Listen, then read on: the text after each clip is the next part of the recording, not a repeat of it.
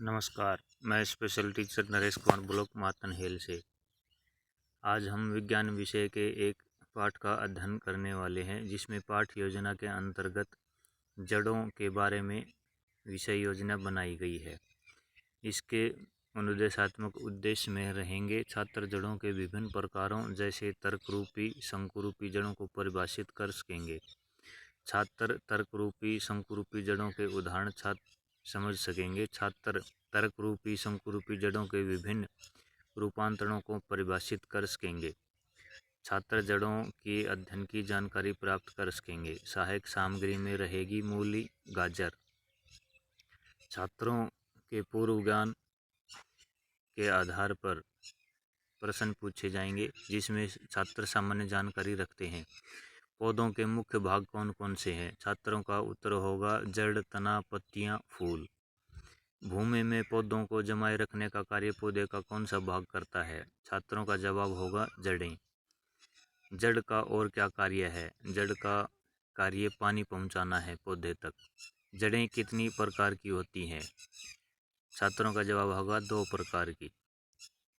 प्रकरण उद्घोषण के तहत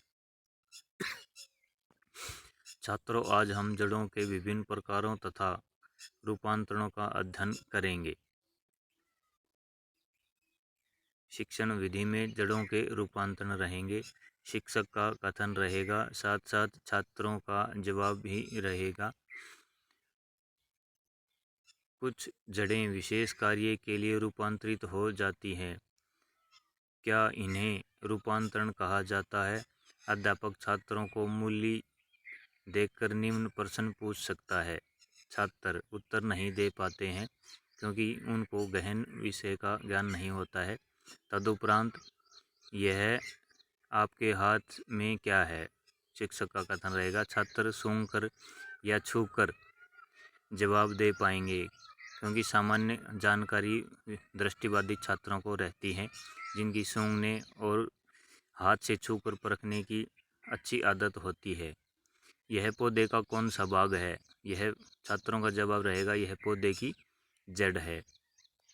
यह फूल कर मोटी क्यों हो गई है? छात्रों का जवाब ना में रहेगा या पता नहीं सर में रहेगा। क्या सभी स्थानों पर एक समान है, ऊपर से नीचे तक यानी? छात्रों का जवाब होगा नहीं। पौधों के मुख्य भाग कौन कौन से हैं? छात्रों का जवाब रहेगा जड़, तना, पत्तियां, फूल।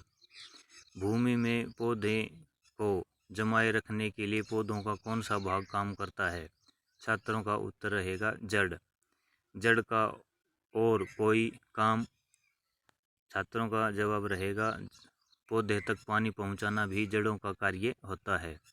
जड़ें कितने प्रकार की होती हैं? बच्चे उत्तर नहीं दे पाते हैं। सामान्य रूप से जानकारी एक ही जड़ की होती है।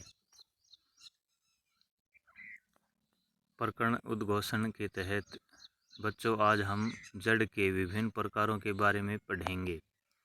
शिक्षक कथन के अध्ययन मूसल जड़। अध्यापक समझाएगा। सरसों का पौधा लेकर अध्यापक छात्रों को पूछता है, पौधे के तने के आधार भाग को एक मोटी जड़ निकल रही है, इसे ध्यानपूर्वक देखिए।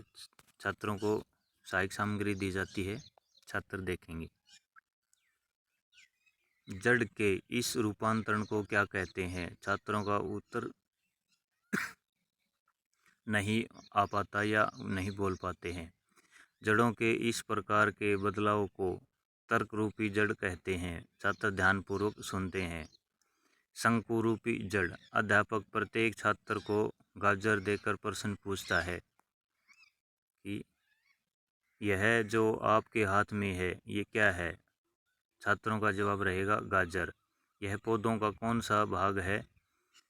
छात्रों का जवाब रहेगा यह जड़ भाग है। यह फूल कर मोटी क्यों हो गई है? भोजन के संग्रहित होने के कारण। इसकी आकृति कैसी है? शंकु के समान है। जड़ के इस प्रकार के रूपांतरण को शंकु कहते हैं। छात्र ध्यानपूर्वक सुनते हैं। पाठ की दोहराई रहती है। तर्क रूपी जड़ एक उदाहरण बताइए। शंकु रूपी जड़ का एक उदाहरण बताइए। तर्क रूपी जड़ का एक उदाहरण बताइए। इसी प्रकार से उदाहरण समझाकर गाजर, मूली इत्यादि का ज्ञान दिया जाता है।